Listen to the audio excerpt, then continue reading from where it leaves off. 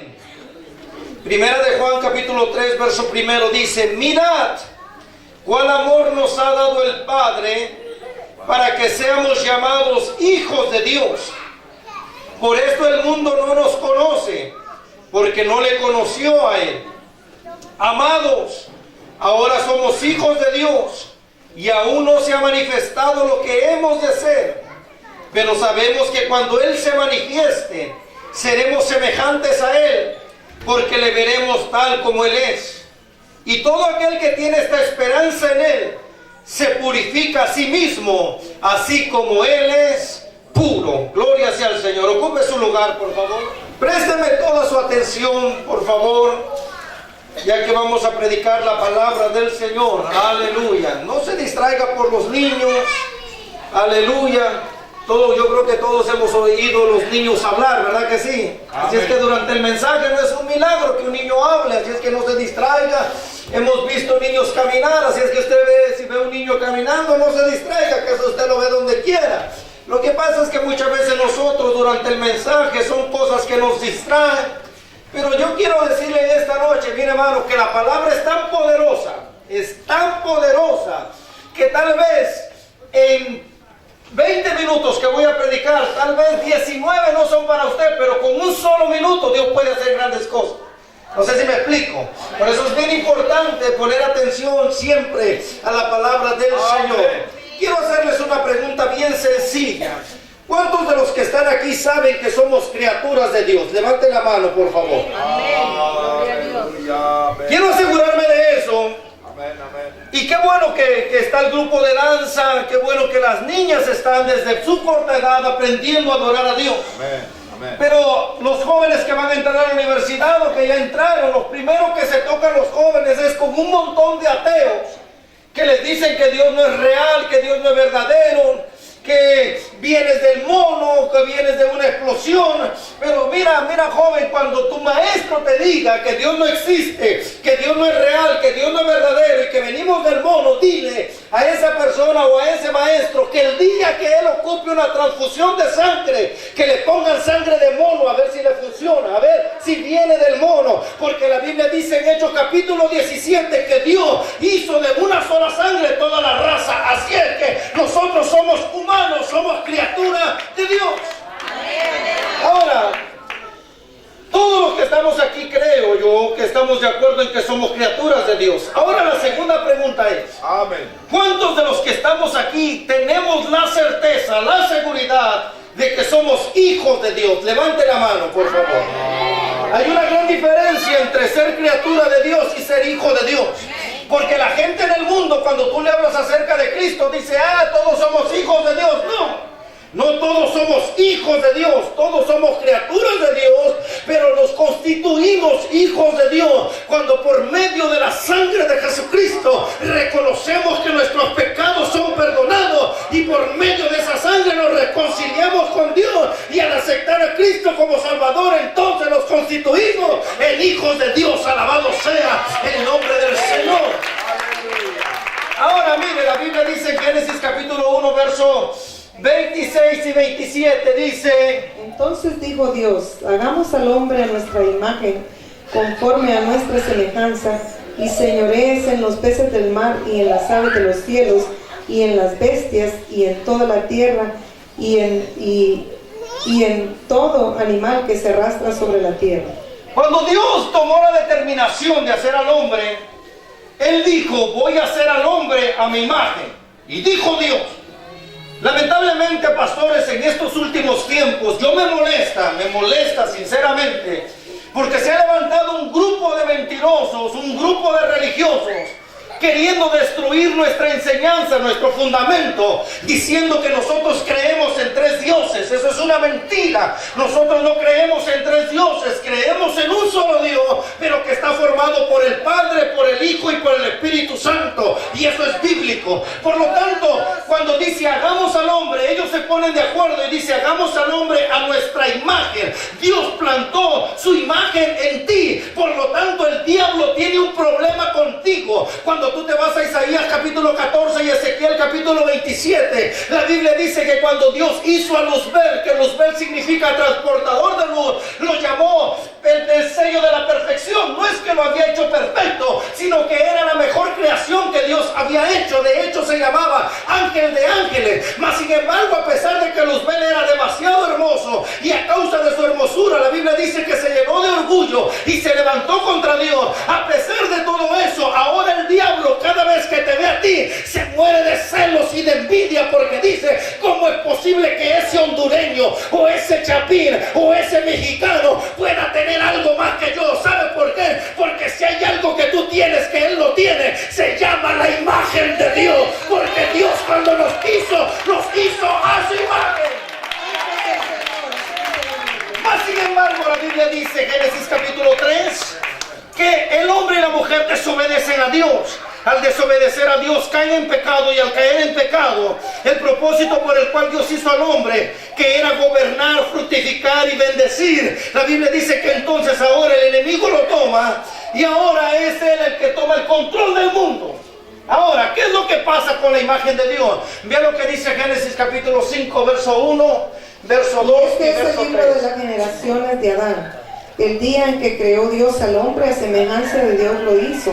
Varón y hembra los creó. A semejanza de Dios los hizo, varón y hembra los creó. Pero ¿qué pasó Y con los la imagen? bendijo y llamó el nombre de ellos Adán, el día en que fueron creados. Ok. Y vivió Adán 130 años y engendró un hijo a su semejanza. Y engendró un hijo, ¿cómo dice? Conforme a su semejanza. Conforme a su Y semejanza. conforme a su Y imagen. conforme a su imagen, hasta ahí nada más. Cuando Adán y Eva pecaron, después Eva y Adán tienen un hijo.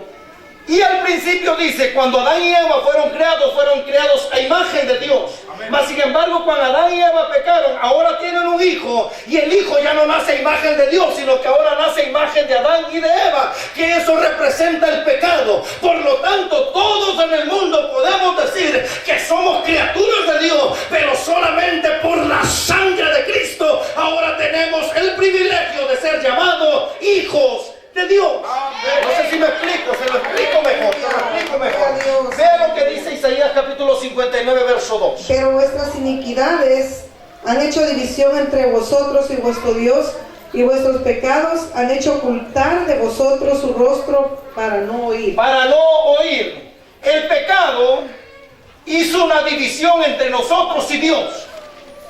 Y por más que clamábamos, Dios había cerrado sus oídos para no oír.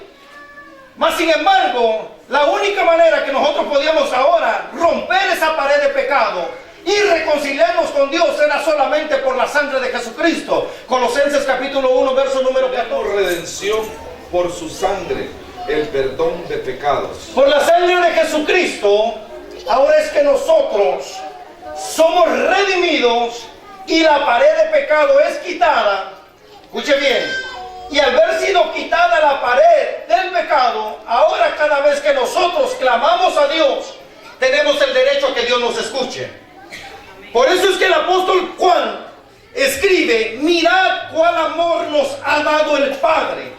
Esa expresión de mirar es el mismo significado cuando usted se va a Juan capítulo 3, verso 16, que dice: porque de tal manera, en el original el apóstol quería escribir algo que nosotros pudiéramos entender, comprender, imaginarnos qué tan grande era el amor de Dios, y las palabras que pudo hallar más sorprendentes es: mirad, y la otra, de tal manera. Entonces dice él: ustedes dense cuenta, mirad cuál amor nos ha dado el Padre. Esto significa, escuchen bien, que ser hijo de Dios no es cualquier cosa. Que ser hijo de Dios no es algo que usted no puede agarrar nomás por agarrarlo. Esto significa que ser hijo de Dios, aunque a usted no le costó nada, a Jesucristo le costó su vida en la cruz del Calvario. El ser llamados hijos de Dios, Cristo pagó un precio muy alto. Por lo tanto, iglesia, te dice Dios: mirad, valora, aprecia cuán grande es el amor de Dios para que seamos llamados hijos de Dios. ¿Qué fue lo que hizo Cristo para que ahora nosotros seamos llamados hijos de Dios? Efesios capítulo 2, verso 1 al verso 5. Y Él os dio vida a vosotros cuando estabais muertos en vuestros delitos y pecados, en los cuales anduvisteis en otro tiempo, siguiendo la corriente de este mundo, conforme al príncipe de la potestad del aire, el espíritu que ahora opera en los hijos de desobediencia. Entre los cuales, sigue hasta el 5.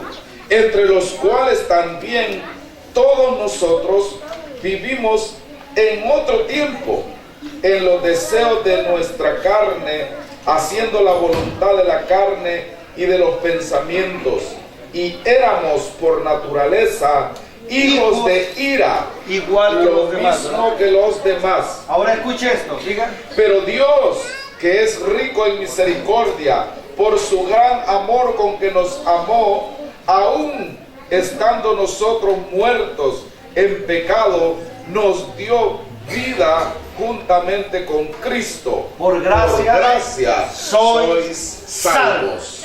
Primera de Juan capítulo 3 verso 10. Dice, en esto se manifiestan los hijos de Dios y los hijos del diablo. Hay dos familias, hijos de Dios Todo aquel y que hijos del diablo. hace justicia y que no ama a su hermano no es de Dios. Si no es de Dios, ¿de quién es? Del diablo. Del diablo. Asegurémonos de qué familia somos. Ayúdanos, Señor. ¿Me explico? Mire, en este mundo hay solamente dos tipos de familia, de acuerdo a la Biblia. O somos hijos de Dios o somos hijos del diablo. Hay dos tipos de personas. A los suyos vino, los suyos no lo recibieron, más a los que le recibieron. O sea, quiere decir, hay dos tipos de personas, los que reciben y los que rechazan. Amén. Ahora, cuando tú rechazas es porque sigues siendo hijo del diablo. Es lo que dice la Biblia, no se enoje conmigo. Diga conmigo, Juan lo dijo. No Manuel, Juan lo dijo, lo dice la Biblia, no lo digo yo. Así es que Juan dice, en esto se manifiestan los hijos de Dios y los hijos del diablo. Por lo tanto, el apóstol Pablo, cuando les escribe a los Efesios, les dice que todos estábamos a la misma condición que los demás. Éramos llamados hijos de ira y estábamos en desobediencia. Mas Pablo dice, mas sin embargo, cuando vino Jesucristo, aún nosotros estando perdidos en pecado, vino y dio su vida por nosotros, para que ahora por gracia seamos salvos para la gloria del Señor. Ahí pudiera yo terminar el mensaje. Ahí pudiera terminar, pero solamente eso es la introducción. Empiezo a predicar. A pesar, cuando usted lee los dos últimos versos del Evangelio según San Juan, los dos últimos versos del Evangelio según San Juan, capítulo 21, los dos últimos versos, la Biblia dice que Cristo hizo muchos milagros, muchísimos milagros, que Juan dice que si los escribiéramos en libros, aún y en el mundo entero cabría. ¿Cierto o no dice así, pastora? Léalo, dice. Y hay muchas otras cosas que hizo Jesús, las cuales, si se escribiesen una por una, pienso que ni aún en el mundo caberían los libros que se habrían de escribir. ¿Por qué? Porque Cristo hizo muchos milagros. Pero aquí viene la base de mi mensaje. A pesar de que Jesucristo hizo muchos milagros, a pesar de que Cristo sanó varios paralíticos, a pesar de que Cristo levantó varios muertos, a pesar de que Cristo sanó varios leprosos, a pesar de que Cristo le dio a muchos la vista, a pesar de que Cristo hizo muchos hablar, a pesar de que Cristo echó muchos demonios fuera de personas, ¿sabe una cosa? A pesar de todos los milagros que Cristo hizo, solamente a dos personas los llamó hijos. Ahí usted no me entendió. A pesar de toda la cantidad de milagros que hizo, solamente a dos personas los llamó hijos.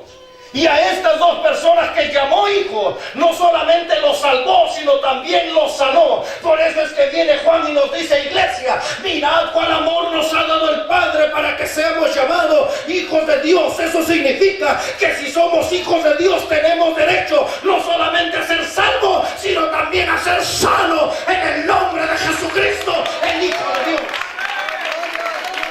Ahora, busque Gálatas capítulo 3, los tres últimos versos. Y usted vaya conmigo a Marcos capítulo 2. A esas dos personas que Cristo llamó hijo, fue un hombre y a una mujer. Yo no creo que haya sido casualidad que eso haya sido de esa manera, sino que Dios lo hizo con un propósito. ¿Por qué? Porque la Biblia dice en Gálatas que en el reino de los cielos ya no hay varón, no hay hembra, no hay judío, no hay griego, no hay esclavo ni libre. Léalo por favor. Porque todos los que habéis sido bautizados en Cristo, de Cristo estáis revestidos. Ya no hay judío ni griego, no hay esclavo ni libre, no hay varón ni mujer, porque todos vosotros sois uno en Cristo Jesús. Y si vosotros sois de Cristo, ciertamente linaje de Abraham sois y herederos según la promesa. ¿Por qué es que el apóstol Pablo habla de esa manera? Que ya no hay varón ni hay hembra. Se lo explico. Marcos capítulo 2. ¿Lo tiene, verdad que sí? Aquí es donde empiezo a predicar. Aleluya. Entró Jesús otra vez en Capernaum después de algunos días y se oyó que estaba en casa. E inmediatamente se juntaron muchos de manera que ya no cabían ni aún a la puerta y les predicaba la palabra. Entonces vinieron a él unos trayendo un paralítico que era cargado por 4. Y como no podían acercarse a él a causa de la multitud, descubrieron el techo de donde estaba. Y haciendo una abertura bajaron el lecho en que yacía el paralítico. Al ver Jesús la fe de ellos, dijo al paralítico: hijo, tus pecados te son perdonados. Yo me imagino de esta manera. Ustedes están sobre la Imperial, ¿verdad que sí?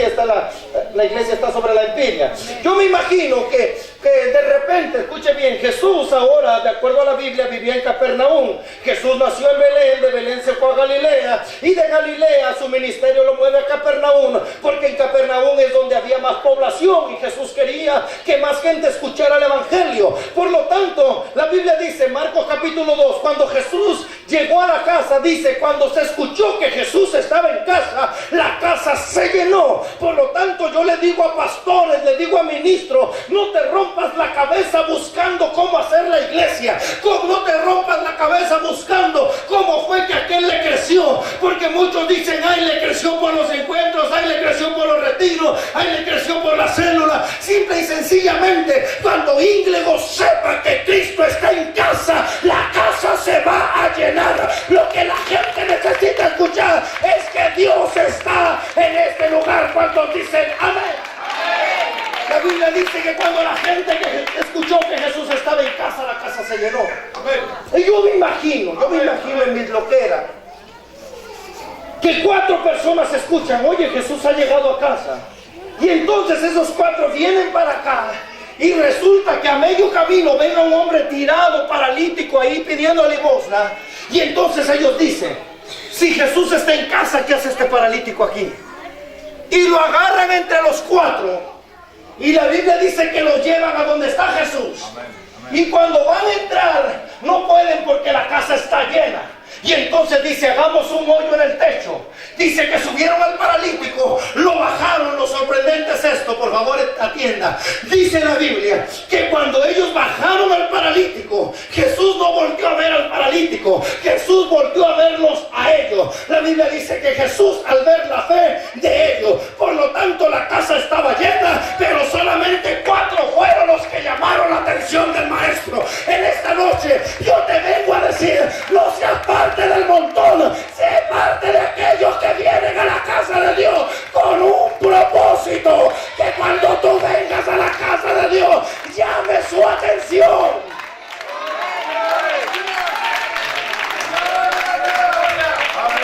La Biblia dice que Jesús, al ver la fe de ellos, entonces voltea a ver al paralítico y le dice, hijo, tus pecados te son perdonados.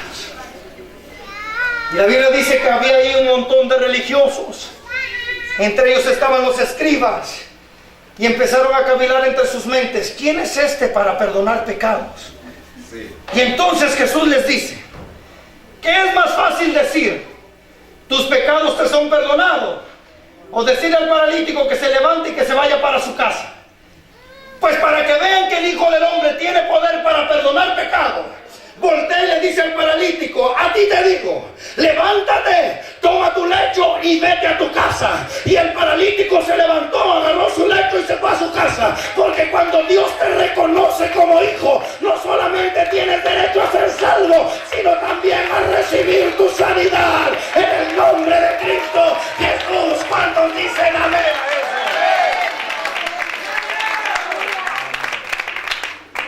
Gloria a Dios, aleluya.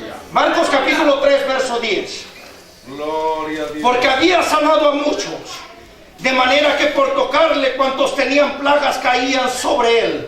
Vaya conmigo a Marcos capítulo 5, verso número 25. Pero una mujer que desde hacía 12 años padecía de flujo de sangre y había sufrido mucho de muchos médicos y gastado todo lo que tenía y nada le había aprovechado, antes le iba peor, cuando oyó hablar de Jesús, vino por detrás entre la multitud y tocó su manto, porque decía: si tocare tan solamente su manto, seré salva. Y enseguida la fuente de su sangre se secó y sintió en el cuerpo que estaba sana de aquel azote. Luego Jesús, conociendo en sí mismo el poder que había salido de él, volviéndose a la multitud, dijo: ¿quién ha tocado mis vestidos? Sus discípulos le dijeron: ves que la multitud te aprieta y dices: ¿quién me ha tocado? Pero él miraba alrededor para ver quién había hecho esto. Entonces la mujer, temiendo y temblando, sabiendo lo que en ella había sido hecho, vino y se postró delante de él y le dijo toda la verdad. Diga conmigo: le dijo toda la verdad. Dígalo fuerte: le dijo toda la verdad. Verso 34. Y él le dijo: hija, tu fe te ha hecho salva. Ve en paz y queda sana de tu azote. Vaya conmigo al libro de Números capítulo 30. Habló Moisés a los príncipes de las tribus de los hijos de Israel diciendo: esto es lo que Jehová ha mandado. Cuando alguno hiciere voto a Jehová o hiciere juramento ligando su alma con obligación, no quebrantará su palabra, hará conforme a todo lo que salió de su boca. Verso 3. Mas la mujer, cuando hiciere voto a Jehová y se ligare con obligación en casa de su padre en su juventud, si su padre oyere su voto y la obligación con que ligó su alma, y su padre callare a ello, todos sus votos serán de ella firmes, y toda obligación con que hubiera ligado su alma firme será. Verso 5. Mas si su padre le vedare, la palabra vedar significa si su padre se lo clausurare o si su padre lo aboliere, dice: mas si su padre le vedare el día que oyere todos sus votos y sus obligaciones con que ella hubiera ligado su alma, no serán firmes, y Jehová la perdonará por cuanto su padre se lo vedó. ¿Qué significa esto? Que si venía una joven y hacía votos delante de Dios y su padre estaba escuchando, si su padre se quedaba callado, ella tenía que cumplir con todos los votos. Mas si su padre decía: no, no va a ser así, Jehová la perdonaba y todo quedaba cancelado. No sé si me explico. A los hombres se les dijo: cada voto que des tienes que cumplirlo. Pero a las mujeres, Dios bendiga a las mujeres, Dios les había dado una opción: cuando vengan y hagan votos, si su padre suelta una palabra, todo queda cancelado. Escuche bien. Ahora, yo no creo que sea casualidad que Cristo haya llamado hijo a un hombre e hija a una mujer. Porque en Gálatas dice que en el reino de los cielos ya no hay varón ni hay hembra. Dios nos pone en el mismo nivel o el mismo lugar. Y eso predicar. La Biblia dice que el maestro viene y viene una grande multitud con él. De repente, yo me imagino de esta manera, que hay una mujer que, de acuerdo a la Biblia, ¿cuántos años llevaba con flujo de sangre? 12 años con flujo de sangre. Yo me imagino que alguien de la iglesia de Inglewood llegó y le dijo: oye, ¿cuánto tiempo llevas enferma? Y ella dice: 12 años. Y me han recomendado doctores, y lo peor es que me cobran y no me curan. Se parecen a los abogados de migración, que te cobran y ni te ayudan, los ingratos. Pero ¿qué pasa? Que de repente alguien le dice: ¿sabes qué? ¿No has escuchado hablar de Jesús? Dicen que si tan solo lo tocas, tú puedes ser sana. Y se lo leí, Marcos capítulo 3, verso 10. La gente se amontonaba para tocarlo, porque al tocarlo eran libres de sus enfermedades.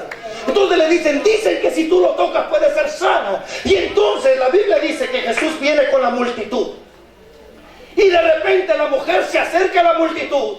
Pero la ley dice que ninguna mujer puede tocar a un rabino. Cualquier mujer que se atrevía a tocar a un rabino, automáticamente la apedreaban. Segundo punto: esta mujer tenía flujo de sangre. Cuando usted se va al libro de Levíticos capítulo 15, del 19 en adelante, dice que toda persona que tenía flujo de sangre era considerada inmunda. ¿Por qué? Porque si tenía flujo de sangre y se sentaba en esta silla nadie se podía sentar por 7 días, porque era considerado inmundo. Por lo tanto, ¿cuántas de las damas que están aquí tienen hijos? Levanten la mano, por favor. Amén. ¿Cuántas de ustedes han salido alguna vez de viaje? A lo menos 3, 4 días. Levanten la mano. ¿Verdad que cuando usted sale de viaje a los 2, 3 días ya extraña a los hijos? ¿Verdad que sí? Al esposo no, pero a los hijos sí, ¿verdad que sí?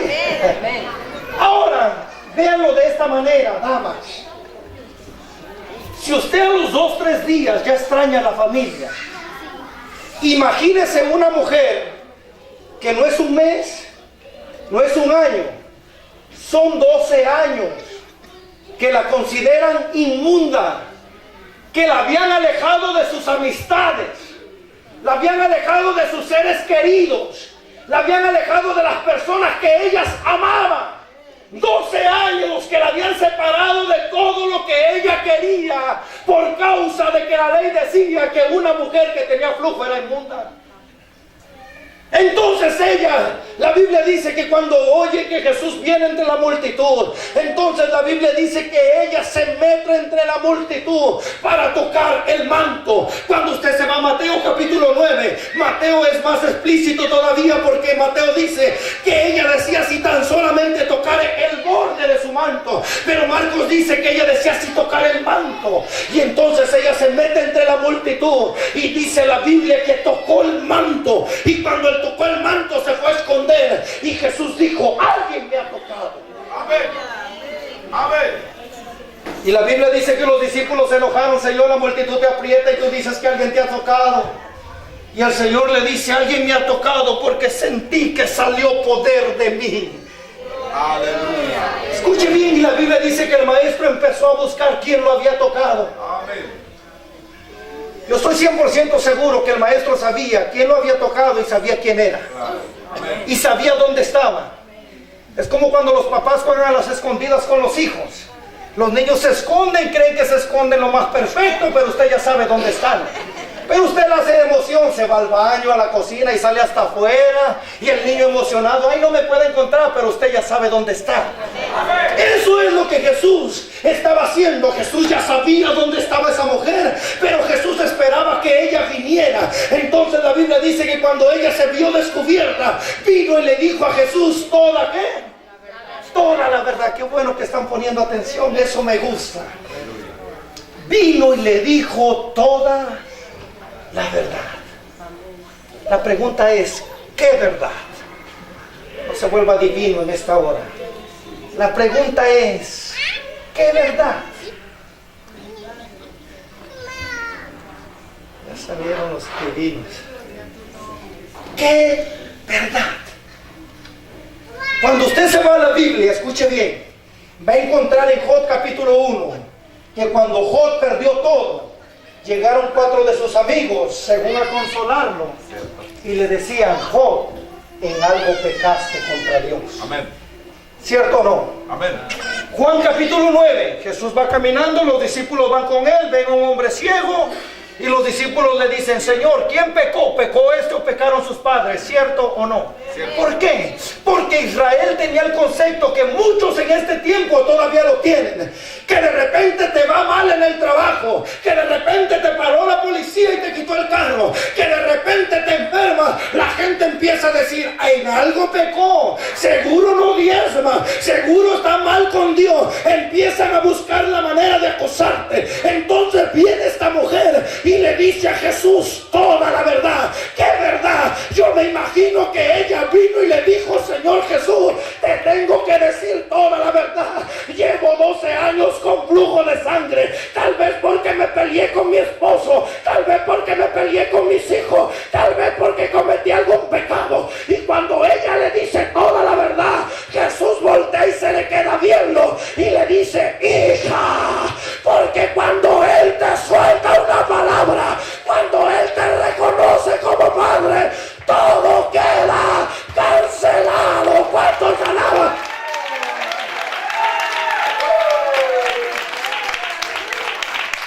Cuando ella le dice toda la verdad, Él voltea y le dice: hija, tu fe te ha hecho salva.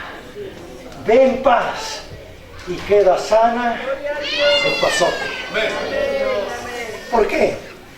Porque si el padre se queda callado, la mujer está obligada a cumplir con todo lo que habló.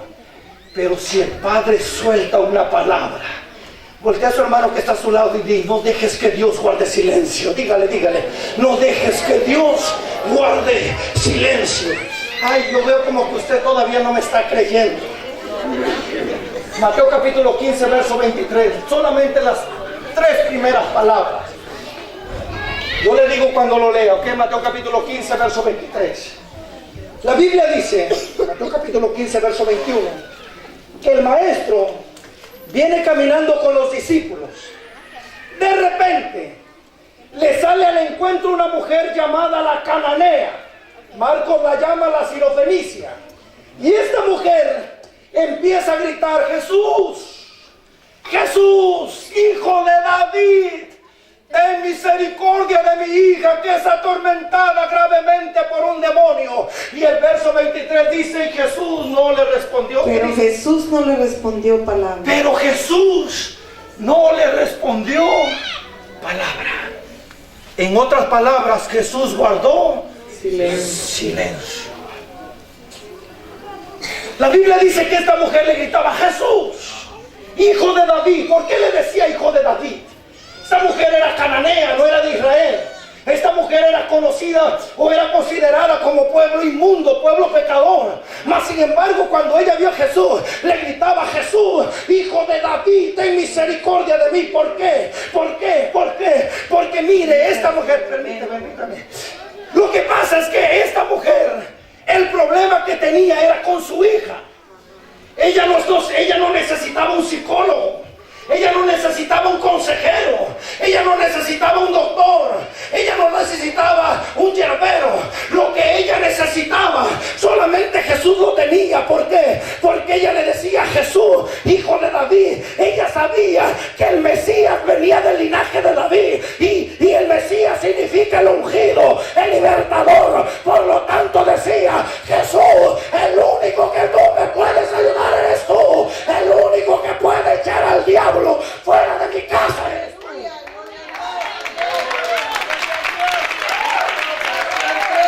Por eso es que le decía: Jesús, hijo de David, ten misericordia de mí. Pero la Biblia dice que Jesús guardó. Jesús no le respondió palabra. Jesús guardó silencio. Y dice la Biblia que entonces ella le rogaba: por favor, socórreme. Y entonces los discípulos se enojaron y le dijeron: Señor, por favor, despídela, que molesta. Y Jesús dice: lo que pasa es que yo no fui enviado sino a las ovejas perdidas de Israel. Y ella, dice la Biblia, que en cada le rogaba: por favor, socórreme. Mire, hermano, esa mujer sabía más Biblia que usted y que yo juntos. Porque ella decía: si yo dejo que él guarde silencio, a mi hija se la lleva el diablo. Yo tengo que hacer que él me suelte una palabra. Y entonces le rogaba, dice la Biblia. Y viene Jesús, perdone que la tome de ejemplo, pero viene Jesús y se le queda viendo y le dice: mujer, ¿sabes cuál es el problema? El problema es que tú no eres hija. Si tú fueras hija, yo te soltaba una palabra, te daba el pan. Pero tú no eres hija, yo no te puedo dar el pan. Porque el pan es para los hijos, no para los perrillos. Y entonces ella le dice: Señor, es cierto, el pan es para los hijos, pero aún los perrillos comemos de la migaja que cae de la mesa. Entonces Jesús, al ver la fe de ella, le suelta una palabra y le dice: hija, se ha hecho como tú quieras. Porque cuando el Padre suelta una palabra, el mismo diablo se tiene que ir. ¿Cuántos alaban a Dios?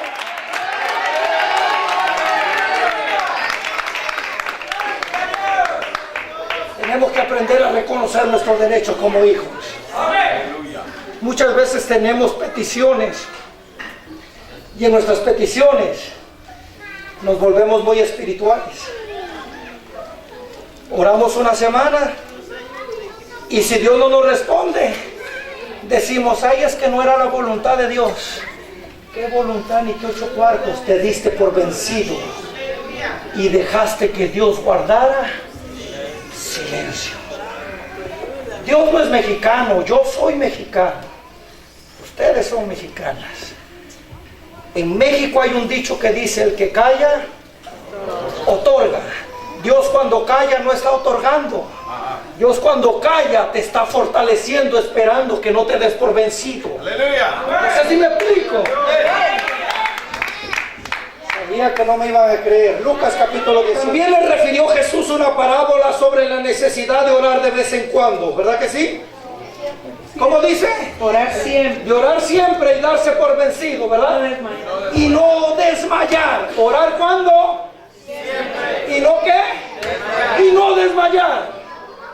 Diciendo, había en una ciudad un juez que ni temía a Dios ni respetaba a hombre. Había también en aquella ciudad una viuda, la cual venía a él diciendo, hazme justicia de mi adversario. Y él no quiso por algún tiempo, pero después de esto dijo dentro de sí, aunque ni temo a Dios ni tengo respeto a hombres, sin embargo, porque esta viuda me es molesta, les haré justicia, no sé que viniendo de continuo me agote la paciencia. Y dijo el Señor, oíd lo que dijo el juez injusto. ¿Y acaso Dios no hará justicia a sus escogidos que claman a él? ¿Qué dice? Que claman a él día y noche. Se tardará en responderles, os digo que pronto les hará justicia. Pero cuando venga el Hijo del Hombre, ¿hallará fe en la tierra? El maestro exageró un poquito en esta parábola. ¿Por qué exageró un poquito? Porque quería aumentarnos la fe. Porque los requisitos para ser juez en Israel, los requisitos eran, primero, que tenías que temer a Dios, y segundo, que tenías que ver por el derecho de las viudas desamparadas y de los pobres. Entonces viene Jesús y dice, había un juez que ni temía a Dios ni respetaba a hombre. O sea, cualquier político de ahora. Ni respetaba a Dios ni respetaba a hombre.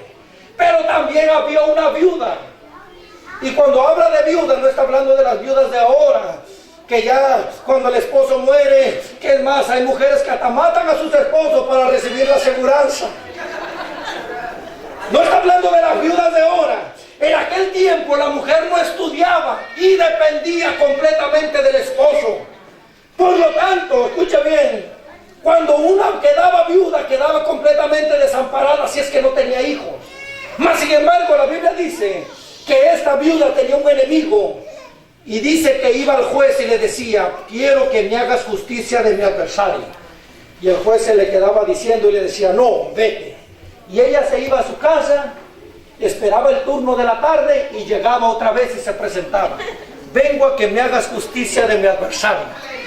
Y el juez le decía, no. Y ella decía, ok, nos vemos mañana. Otro día, temprano ahí estaba. Vengo a que me hagas justicia de mi adversario. Hasta que un día el juez dijo, bueno, esta ya me cayó gorda. Antes de que me colme la paciencia, mejor le voy a hacer justicia. Y dice el Señor, escuchen lo que dijo el juez injusto. ¿Acaso Dios, que es justo, no les hará justicia a los que claman Él día y noche? Esto significa que no importa cuánto tiempo ores, sino que importa cuántas veces ores. Ay, usted no me entendió. Se lo explico mejor, usted ya me cayó bien. Se lo explico mejor. Usted viene y me dice, hermano Manuel, pudiera orar por mí porque me duele el estómago. Yo llego, amén. Señor, en el nombre de Jesús reprendo todo dolor de estómago. Pero resulta que cuando usted se pone de pie, póngase de pie, todavía le duele el estómago. ¿Ok? Entonces, a usted le da pena ir con el pastor y decirle, pudiera orar por mí porque me duele el estómago. Le da pena porque entonces la gente va a pensar que usted no tuvo fe. ¿Me explico? Hay veces que no es cuestión de fe. Hay veces que Dios guarda silencio.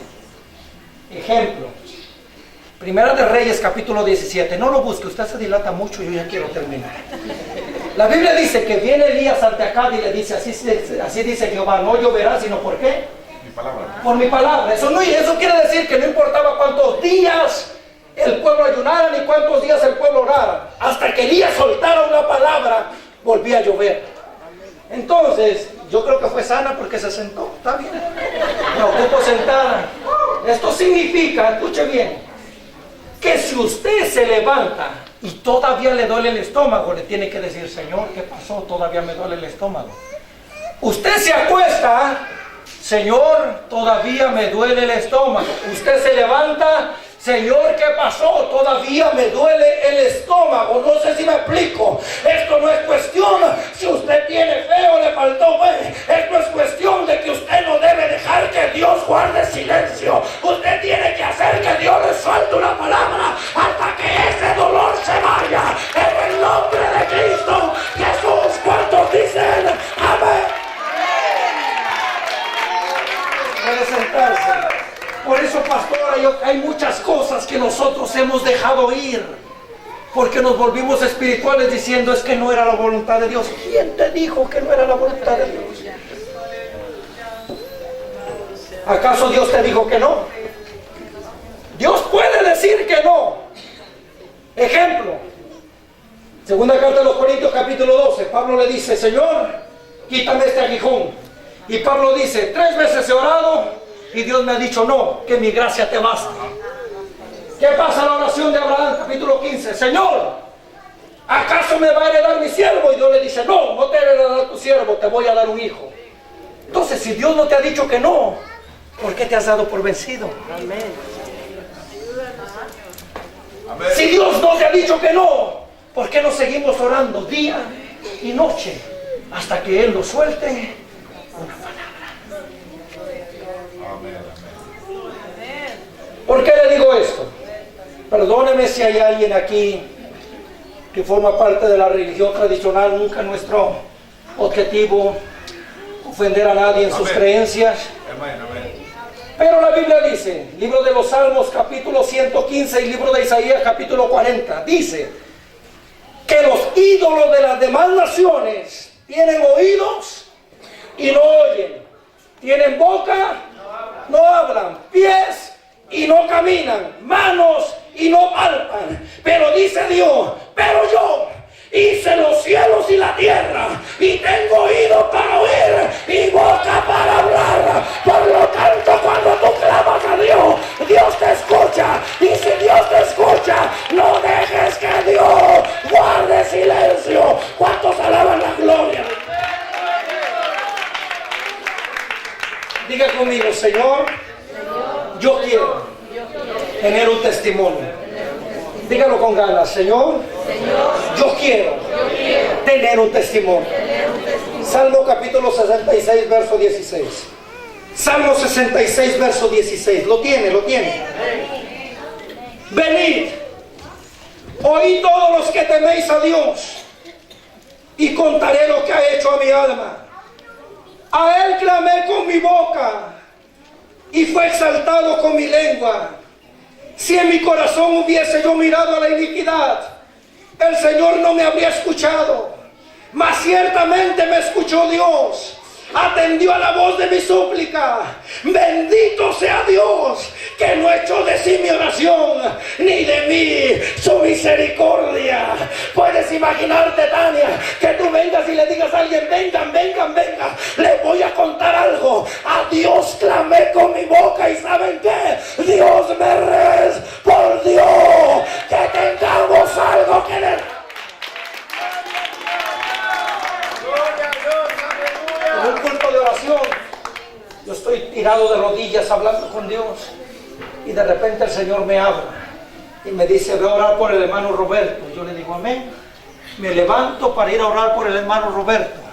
El hermano Roberto está sentado, yo llego y lo abrazo y empiezo a orar por él. Y de repente el hermano Roberto empezó a llorar, y yo empecé a llorar. Ya después de haber orado por él, fui y me hinqué otra vez. Cuando se llegó el Día del Padre, el hermano Roberto tendrá unos 70, 72 años, pero es un hombre respetado y muy respetuoso. Un hombre que es un ejemplo, más de 50 años de casado, y una persona que todo el mundo admiramos ahí en la iglesia. Cuando se llegó el Día del Padre, Yo me acuerdo que terminó el culto y había unos hermanos saludándome. Y de repente llega su esposa y me dice, hermano Manuel, lo busca mi esposo. Cuando yo voy, él tiene un regalo. Y me dice, hermano Manuel, esto es para usted. Y yo le digo, ¿y eso? Me dice, es que hermano Manuel, usted para mí es como mi padre espiritual. Y se me salieron las lágrimas. Y yo le digo, usted me honra, gracias. Y me dice, hermano, es que usted no sabe. Le digo, ¿qué pasó? Dice, cuando yo estaba sentado en aquella silla orando, me acababan de diagnosticar que tenía cáncer a 8.5. Pero después de que usted oró, fui otra vez a otros análisis y resulta que el cáncer solamente estaba en un punto. Y yo le dije, pues vamos a orar que ese punto se vaya en el nombre de Cristo Jesús. No dejemos que Dios guarde. Tenemos que creerle a Dios. El otro día una joven me mandó un mensaje de texto y me dice, hermano Manuel, ¿puedo llamarle? Le digo, claro, y me llama y me dice, le quiero contar un testimonio. Por muchos años yo había invitado a mi mamá a la iglesia y nunca quería ir. Dice, pero cuando supe que usted iba a predicar en esa campaña, le dije, vamos, ese muchacho predica bien. Hay unos que sí les gusta como predico, otros no, pero uno sí. Predica bien, dice, predica bien. Y entonces dice que la mamá la habían diagnosticado con diabetes y ya estaba perdiendo la vista. Y me dice ella, dice, hermano Manuel, cuando llegamos a la iglesia, estaban las alabanzas y pasaron unos a testificar y mi mamá estaba desesperada, ya se quería ir. Dice, pero de repente le dieron la parte a usted para predicar. Dice, y no sé si usted se dio cuenta que ella estaba llorando mucho. Y le dijo, sí, ¿qué pasó? Dice, lo que pasa es que yo vi que ella estaba llorando. Inclusive, cuando yo acabé de predicar, ella se levantó y fue donde yo estaba. Y me dice, ¿puede orar por mí? Y le digo, claro. Y empecé a orar por ella y aceptó a Cristo esa noche. Pero el testimonio es este, que su hija le preguntó a ella, ¿y por qué lloraba? Dice, Ina, yo nunca había visto eso. Pero ese muchacho que estaba dando la misa, ese muchacho que estaba dando la misa, que estaba predicando, nosotros entendemos eso, que estaba predicando, dice, cuando él predicaba, dice, él se movía y atrás había un personaje como de 6 pies, blanco, grande, que donde él se movía, el personaje se movía y se me quedaba viendo. Y dice, y yo no podía ver, pero yo los veía claramente. ¿Por qué? Porque su hija había orado por muchos años para ese momento. No te des por vencido, no dejes que Dios guarde silencio. Tenemos que aprender a creerle a Dios. Damas, tienen que aprender a creerle a Dios. Amén. La última, como dicen en México, y nos vamos. Aleluya. Primera de Samuel, capítulo 1. Hay un hombre llamado Elcana, una mujer llamada Penina y una mujer llamada Ana. Amén. La Biblia dice que cuando iban a ofrecer sacrificio a Jerusalén, Ana caía en depresión, porque lloraba y no comía. Estos son los síntomas principales de una depresión. Lloraba y no comía, porque Penina se burlaba de ella, porque Ana no podía tener hijos. La Biblia no dice cuántos hijos tenía Penina, pero si usted lee con cuidado, yo me imagino que tenía 10. ¿Por qué? Porque Elcana le dice, no soy mejor que 10 hijos. Entonces significa que Penina tal vez tenía 10 y Ana no tenía ninguno y se burlaba de ella. Y entonces le dice Elcana a su esposa, ¿no te soy yo mejor que 10 hijos? Y ella le dijo, tú no entiendes. ¿Y sabe qué fue lo que hizo Ana? La Biblia dice que fue y se abrazó del muro del templo. Se abrazó y empezó a llorar y a orar largamente.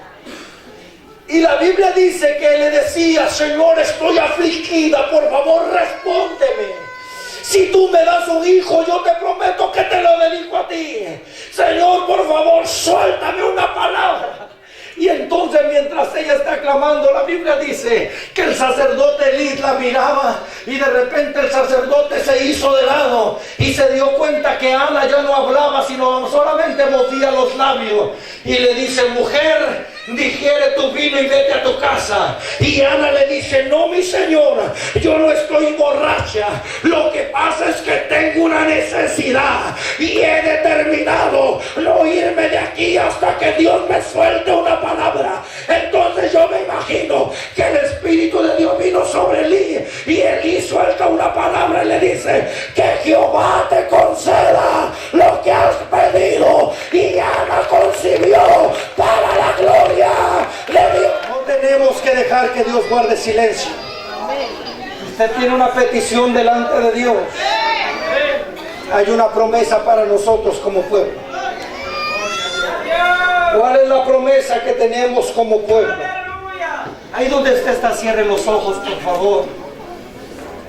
Y yo quiero preguntar en esta noche, ¿hay alguien que Dios le habló? Levante su mano derecha, por favor.